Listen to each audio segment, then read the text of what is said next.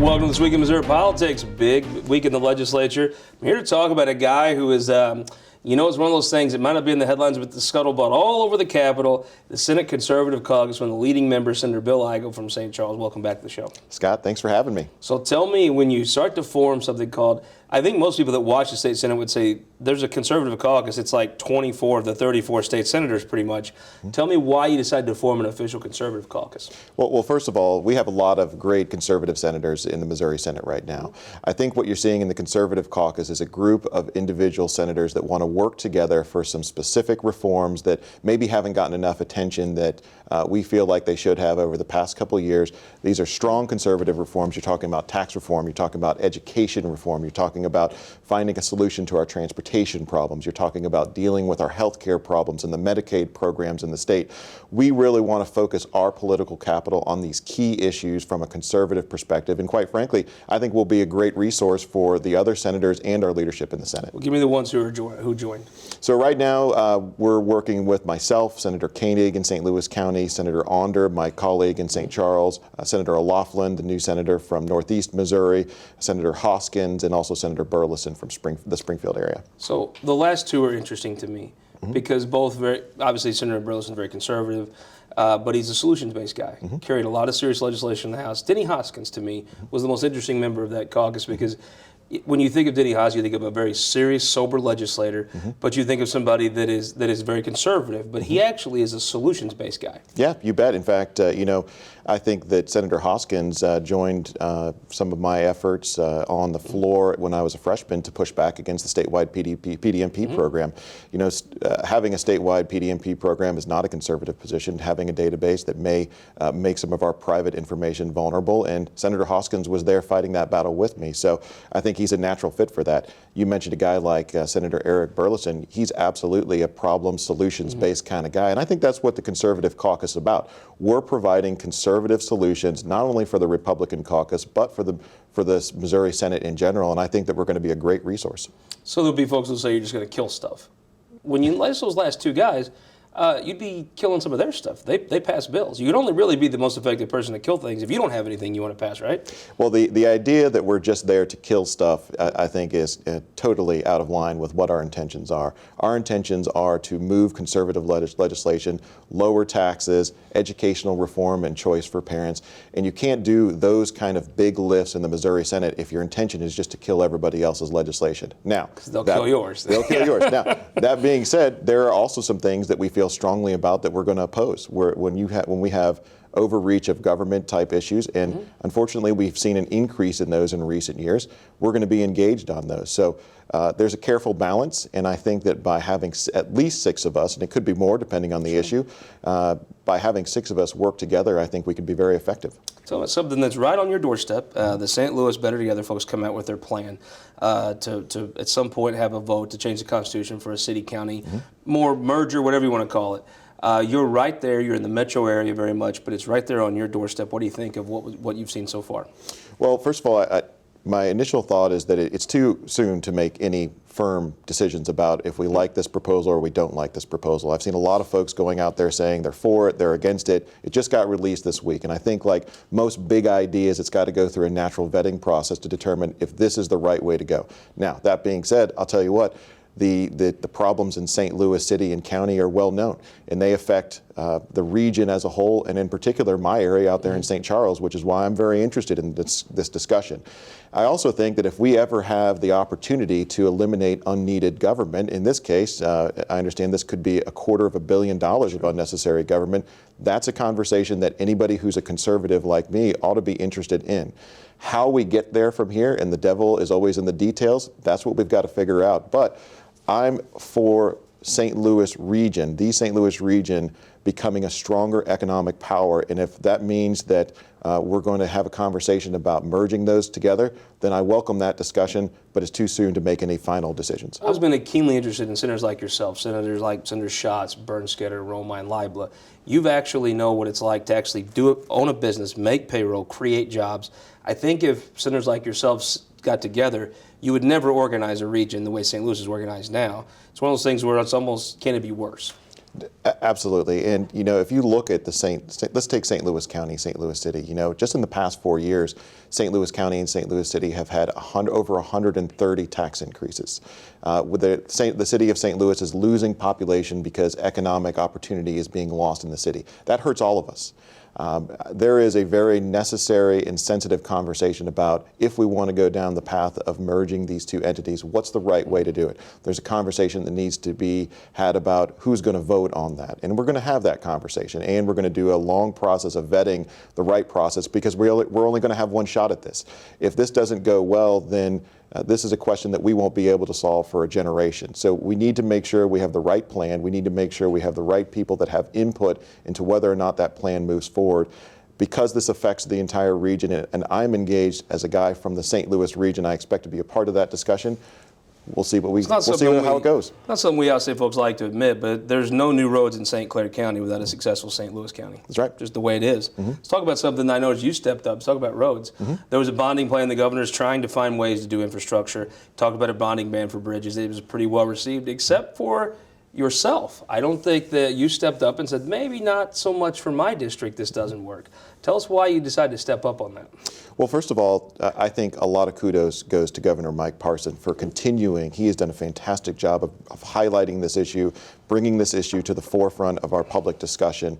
I've been trying to have this conversation, as you know, for a couple of years about how we're going to fund our infrastructure in the state, and I think Mike Parson is a great champion on this issue. I can't wait to be further engaged on this issue with him. He's come out with a proposal that, on one hand, I'm very pleased because we've moved away from the idea that we're going to raise taxes in order to solve this problem. I think that's a step in the right direction because we have plenty of money in Jefferson City already. Now we're having a conversation about whether or not we should adopt this bonding proposal. I think that I have some flexibility on that. I've looked at the list of bridges, and right now the list that's been put before us has some pretty significant imbalances of where the projects are located. And I don't mean that in just a St. Charles County is not getting projects. I mean, of the 250 bond projects that are on the list, only 3 of them are in St. Louis City, St. Louis County, and St. Charles County. So this is a regional perspective, and I want to make sure, because St. Louis is going to be funding a third of the cost of these bonds, that we have done the proper vetting of the list of the projects we're going to complete. So now, this is the natural process that legislation goes through down in Jefferson City. This is a natural conversation. I don't see this as a adversarial type conversation with the governor. I wouldn't say that. Well, you're not somebody that doesn't want to fund infrastructure. Absolutely. And I think Governor Parson has been the best advocate for transportation that I've seen in Missouri since my time in the legislature. So I'm looking forward to working with them. I'm optimistic that we're going to deliver a victory for the Missouri public on this issue this year. And just going through the natural process of vetting what's the right way to do it, that's normal. We're going to get through that. Can't let you go without asking about, there's some developments nationally on abortion. There's some states going further towards making abortion easier to access. Right. The Speaker of the House come up with about 8 bills he's going to push to maybe help limit the access. I know you're a very strong pro-life senator. Tell me your opinion on the nationally and then statewide, what can you do?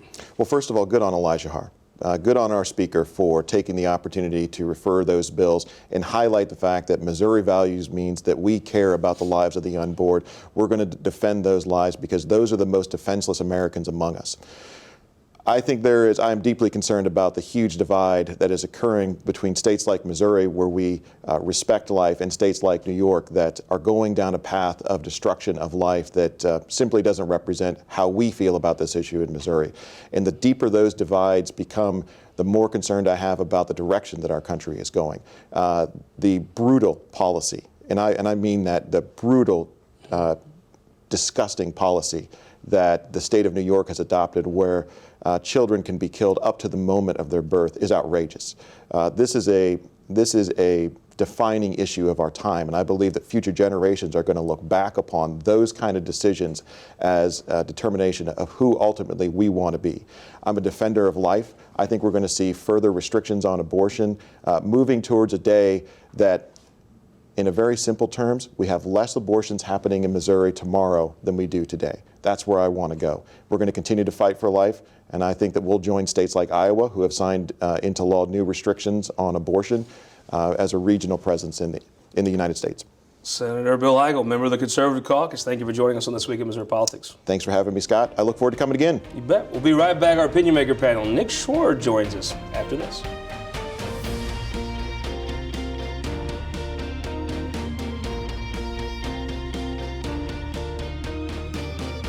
For more than a century, the St. Louis Carpenters Union has shaped our communities.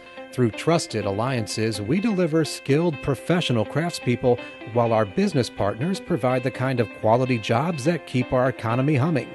It's a blueprint that has worked since 1882. Turning Missouri into a right-to-work state stalls progress, wipes out jobs, and kills momentum. Right to work is wrong for everyone. Let's keep Missouri moving forward. Visit carpdc.org to learn more. Looking to get quality insurance at a price you can afford? Now you can, thanks to Cfm Insurance. Select from our broad range of farm, home, and rental property coverage.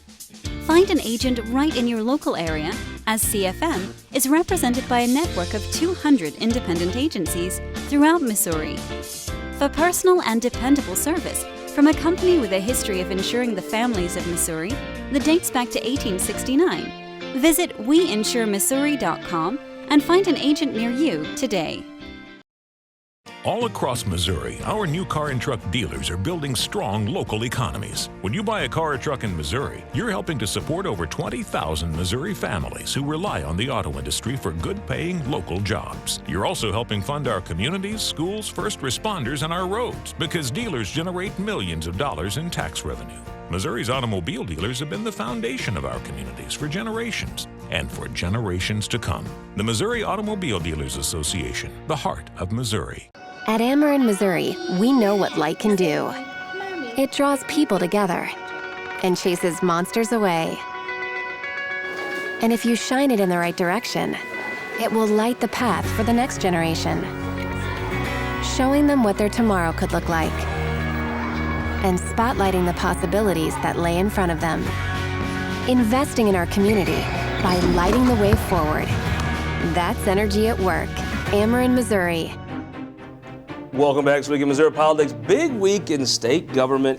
We're joined by one of the most active legislators on the Republican side, Representative Nick Schroer. Welcome back to the show. Yeah, thank you for having me. Love the beard. You know what? I grew it just for you. You put a lot of time into that. I could grow a beard for 4 years. It would never look anything like that. Young shooter Jake Silverman, up-and-coming consultant on the Republican side. Welcome back to the show. Thanks for having me. Bruce Franks, friend of the show. My wife and daughter are going to look to make sure that you have a great shirt on. Absolutely. That they can. They love it when you come on. I think they love what you have to say, but they really like the clothes you wear. Absolutely, glad to be back. Representative Doug Beck, running for the state senate in South St. Louis County, Democrat legislator. Welcome to the show. Why you're running for state senate? Well, first off, it's my first time on the show, so thank you for having me.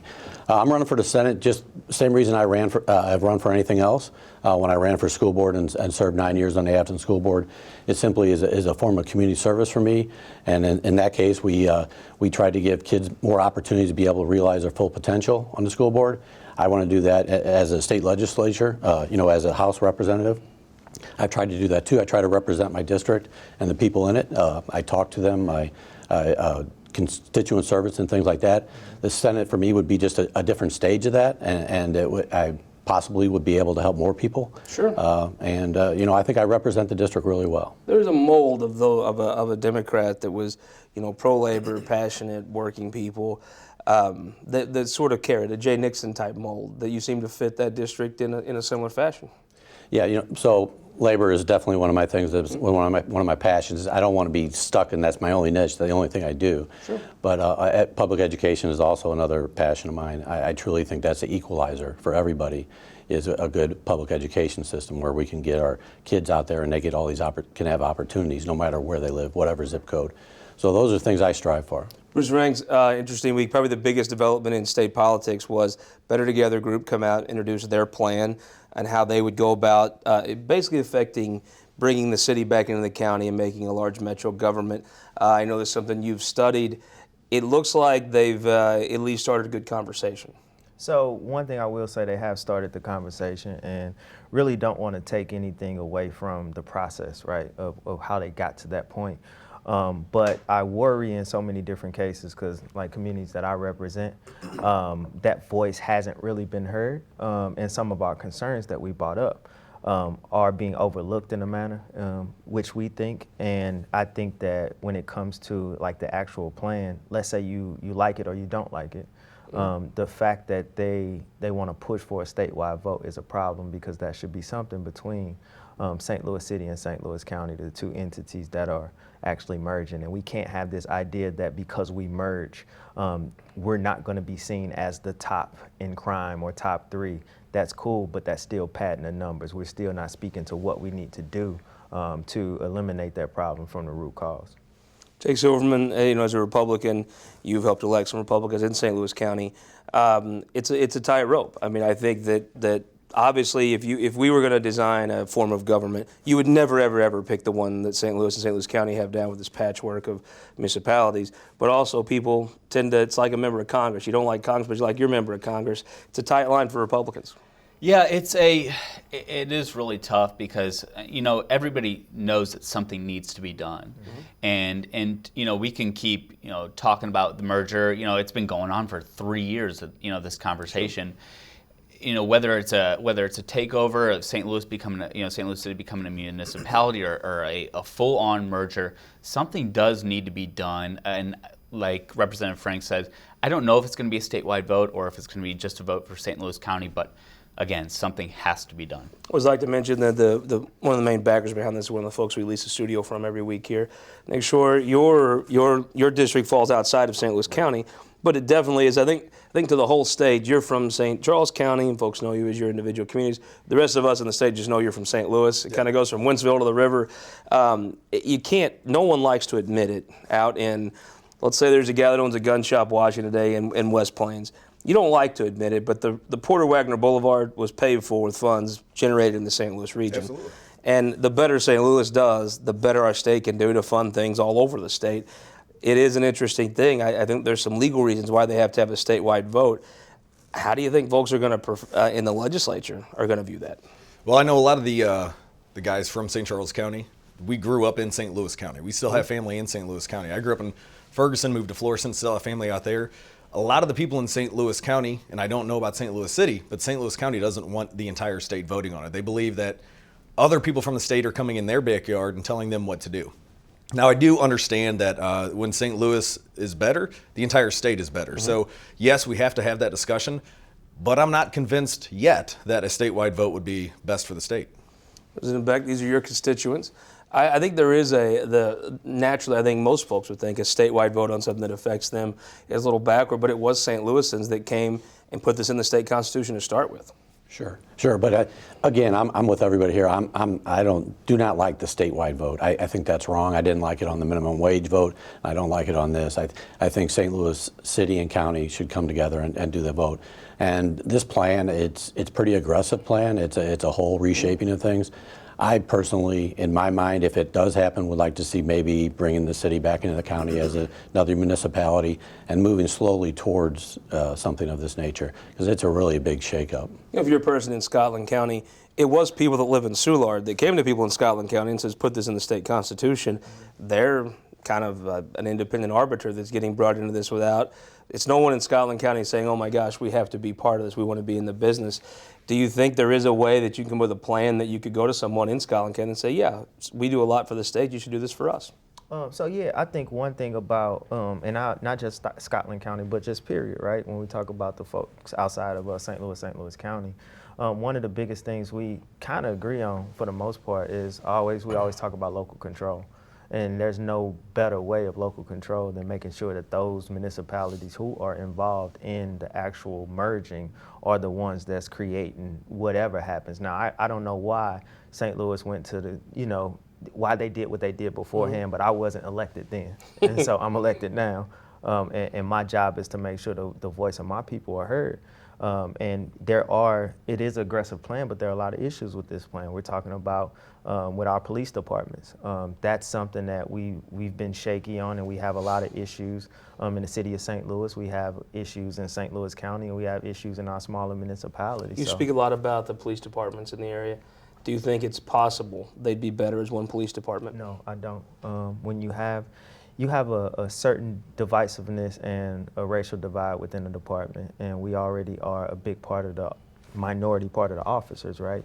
And so when you combine those two entities and you make us even more of the minority, but still don't have that equity there to allow the Ethical Society of Police to be involved in talks at the table when it comes to representing black officers, because no matter how anybody looks at it, even if we look at the past year, there are different situations that have shown that when you're a black officer, things are a little bit harder. When something happens to you as a black officer, There's some people who said it can't get worse. Do you think this would really be worse? So I think it quite possibly could be worse, because we bring more people into the mix, and we go from being 300,000 over here and 1 million or so over here to 1,300, and those same people who were quote unquote at the bottom get forced down to the bottom even more, and we haven't taken the right steps to combine any other services in the most effective way, in my opinion. So I think it does get worse, and we have to listen to the folks from our communities who have that lived experience with having this bad relationship or this broken relationship with law enforcement. It's time that we sit down and have a real conversation and listen to each other. I think, Schroer, you've been one of the few Republicans I've ever seen that actually took on criminal justice reform with an open mind. I think so. You when you get into the arena like Ted Rose, you get criticized, but you actually have got in the arena there. Tell us about a couple things you're working on with criminal justice reform now. Well, when I got elected in 2017, we took on Raise the Age. A lot of other states took it on, Republican states, Democrat states, and we ended up getting it passed last year with the help of Wayne Wallingford, Barbara Washington. And what that did is essentially made it to where you're not treating a 17-year-old automatically as an adult. So this year, we're taking on a lot of things. We're taking on reforming the mandatory minimum sentences. I'm taking on expungements and sealing of records. So young people, especially young black men who have arrest records but not convictions, are able to seal that or get that off of their record so they can get a good paying job. One of the things that I'm taking on, it's kind of outside of legislating, is trying to ask Governor Parson, getting the support of all these people here and back in the Capitol, is to sign off on a letter of executive clemency, asking the governor to grant clemency to a gentleman who is put in prison for 241 years at the age of 16 in the city of St. Louis. His name is Bobby Bostic. I know Bruce knows a lot about it. I've talked to a lot of senators, and currently we have roughly about 20 to 25 signatures asking for the governor to look at this. And this is a guy who was sentenced 241 years, didn't murder anybody, didn't seriously injure anybody, didn't rape anybody, actually stopped a rape from occurring, but the judge was mad at him. The judge is now off the bench and working toward getting him the clemency that we're asking for. Bruce Franks, these are the time. I think that some of the credit goes to, you talk about the protests and what came of them. I think some of the good things that are happening in criminal justice reform, I think you can track back to some of the work you've done in previous years of highlighting these issues. Well, I think so as well, and I think it's a collective effort of what we all did as organizers and activists, and then being able to be elected and come into the House and meet and talk to and have real conversations with folks who might not necessarily understand why we're out there, who don't live in these communities where it happens, but building that relationship so we can come to the things that we do agree on, so we can push forward in a way of criminal justice reform. And as Nick said, his push with Raise the Age as well as Bobby Bostic, but when we talk Bobby Bostic, that's horrific. When we talk Marcellus Williams, that's horrific. When we talk Joshua Williams, that's horrific. And we talk about criminal justice reform, we have to talk about prison reform, right? Sentencing reform. And I'm glad to see that Governor Parsons, that's one of the things on, the main things that he's talked about. Surprised when he said that, former sheriff. I was surprised when he came out. And even our personal conversations about criminal justice reform and him actually taking a step back. Treatment courts, I sat down with him right after he took the reins, and being a former law enforcement officer, I didn't know where he was going to be. And I talked to him about Raise the Age, and he jumped in. Yeah, I supported that. And then we started talking about treatment courts. Oh yeah, I support that. So I was pleasantly surprised that he's looking at the statistics and seeing that in places like St. Charles County, when you have somebody addicted to drugs and you put them through the drug court, 90% of the people that graduate never commit a crime again. Jake Silverman, this is an interesting thing. You have a civil libertarian part of the party kind of connecting with a more pragmatic, good government part of the party and saying, look, it's not backing the blue if you're backing policies that don't affect good law enforcement. Well, I think it's two separate arguments, really. I mean, you can back the blue, but also at the same time, you can still focus on getting better treatment and providing a better life for people who have made mistakes at a younger age. And I think that's what criminal reform is all about. It's not we're not back in the blue just because we're we're a little bit lenient on a 16-year-old kid who might have made a mistake or, was selling drugs or something like that. It is all about providing a better future for our kids, and you can't do that if they're sitting in jail. I mean, to me, it's like you're not supporting law enforcement if you're asking law enforcement to enforce draconian, kind of ridiculous laws. And I agree, and I support law enforcement, but I also see that, we're like close to 80% of the folks that are in prison right now, it's either drug or alcohol related type offenses.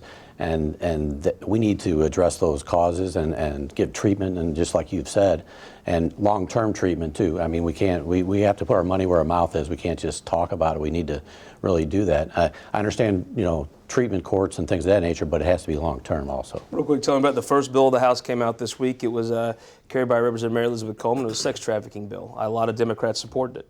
I did. I voted yes for it. I had some issues with some of the amendments that were put on it. I'm really not going to address that right now. Sure.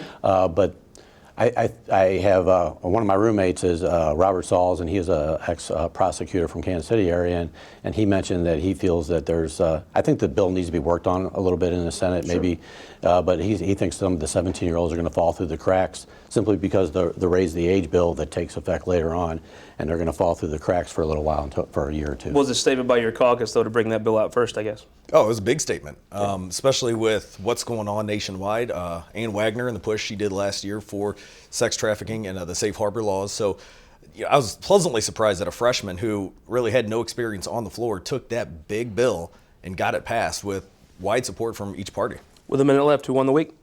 While I would say it was her, the person that put her in there, the person that actually called the shots was Elijah Haar, and his first at bat, he knocked it out of the park. So Elijah Haar won this week. Jake Silverman, who won the week? The University of Mizzou. I believe that they proved that the NCAA is a little too strict with regards to some of their rules, and especially for the punishing the athletes. And the NCAA justice reform. Yeah, exactly. Representative, who won the week?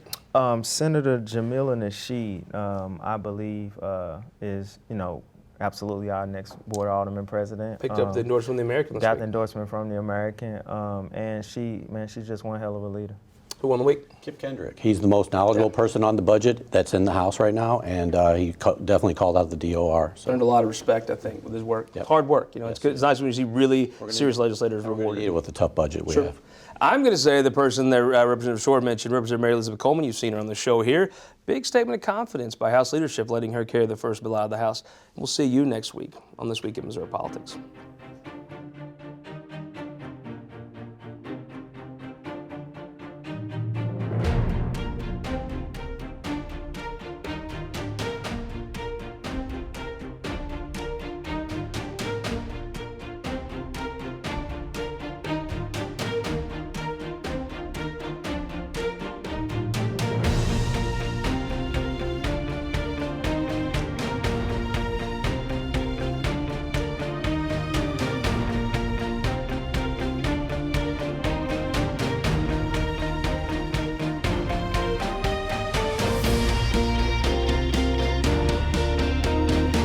This Week in Missouri Politics, sponsored by the Missouri Association of Career Fire Protection Districts, SPIRE, and Sterling Bank.